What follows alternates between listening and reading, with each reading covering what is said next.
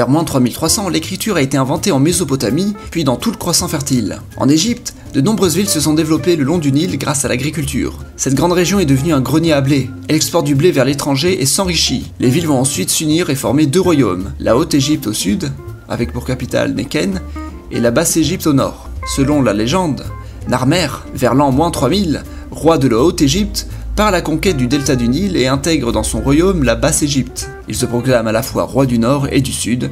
Il est ainsi considéré comme le premier des pharaons. L'Égypte n'est plus qu'un seul pays. La capitale du pays devient Tinis, puis plus tard, afin de contrôler aussi le nord, la capitale est déplacée à Memphis. Les Égyptiens vont vivre une période prospère, ils n'ont pratiquement pas d'ennemis. Ouais, c'est vrai ça, je suis le pays le plus puissant du monde, mais je suis aussi le seul. Les Égyptiens inventent plein de trucs qui n'existent nulle part ailleurs. Tout d'abord les mathématiques, pour le commerce et les impôts, et par la même occasion ils inventent la monnaie scripturale, c'est-à-dire la monnaie sous forme d'écriture, puis ensuite ils inventeront la monnaie sous forme fiduciaire, c'est-à-dire les vraies pièces de monnaie qu'on trouve en circulation. Ils inventent aussi la médecine et la navigation par bateau. Les bateaux, eux, existaient déjà. D'ailleurs, ils sont tellement riches qu'ils vont même construire les fameuses pyramides aux alentours de l'an moins 2700, puis le Sphinx vers moins 2500. Pendant ce temps, la Mésopotamie est centrée sur la ville d'Uruk. Il n'y a pas de pays, mais un réseau de cités. Il faut attendre l'an moins 2300 environ pour que Sargon d'Akkad arrive, grâce à la guerre, à tout unir sous un unique empire, l'empire d'Akkad. Salut empire d'Akkad, ça fait plaisir de voir un autre pays. Ah, je vois que je suis pas le premier.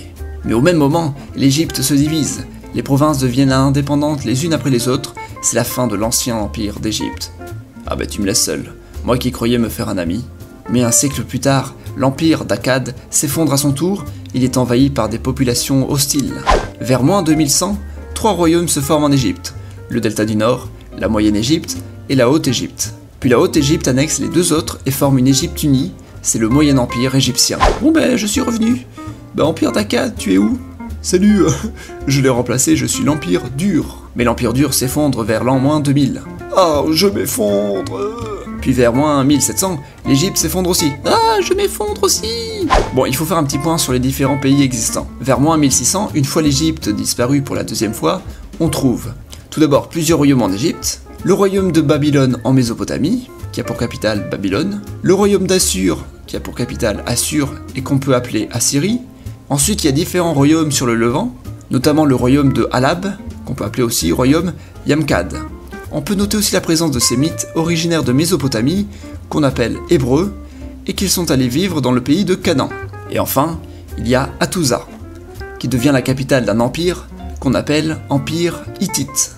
Par la suite, les Hébreux commenceront à quitter le pays de Canaan pour aller en Égypte. C'est des nomades. L'Empire Hittite, lui, va s'agrandir et se diriger vers la Mésopotamie pendant que l'Égypte va se reformer pour la troisième fois et devenir le nouvel empire. Vers moins 1500, l'Égypte récupère le pays de Canaan, on y rencontre les Canéens, et ces derniers découvrent les hiéroglyphes. Ils les modifieront à leur guise et inventeront l'alphabet. Mais l'empire hittite descend vers le sud et finit par croiser l'Égypte. Eh mais qu'est-ce que tu fais là? Je veux ce territoire. Non mais oh, j'étais là avant. C'est ainsi qu'a lieu la bataille de Kadesh. Elle aurait pu être une bataille comme une autre, mais elle a la particularité d'être la plus ancienne bataille documentée, même si elle n'est documentée que du côté égyptien. Et en plus, on ne sait pas vraiment qui a gagné.